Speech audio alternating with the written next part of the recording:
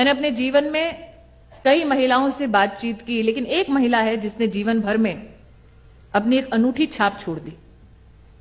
आज से लगभग 16 साल पहले मैं उससे मिली थी और ऐसे ही कार्यक्रम में जैसे मेरा परिचय दिया जा रहा था, मैंने उनसे कहा कि आपका परिचय मैं कैसे दूं।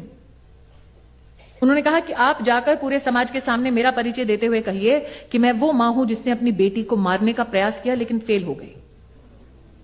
मैंने कहा कोई भी मां अपना ऐसा परिचय नहीं देती। उसने कहा स्मृति जी, मेरे पति ने कहा था, पंजाब से थी वो महिला, उसने कहा कि अगर तीसरी बेटी होगी तो घर लौटना मत अस्पताल से। और बेटी के जन्म के बाद मेरा चेहरा देखने कोई नहीं आया। तीसरे दिन मेरा भाई लौटकर मुझसे कहने लगा कि जीजा जी से बात हो गई है, बेटी का इंतजाम कर दो तो घर पर 2 बेटियों के साथ रह सकती हो। तीसरी बेटी के साथ वो जब घर लौटी तो नवंबर दिसंबर की ठंड में उसने खाट में आंगन में अपनी बच्ची को निर्वस्त्र छोड़ दिया और चौखट पर जाकर बैठ गए। इंतजार करने लगी कि कब बेटी ठंड से मर जाए और वो पुलिस को बुलाए। और चौखट पर बैठे बैठे उसकी आंख लग गई। भोर हुई तो उसने जाकर डरते डरते पलंग की ओर देखा। उसने कहा स्मृति जी, मेरी बेटी सर से लेकर पांव तक नीली थी बिल्कुल, लेकिन जिंदा थी।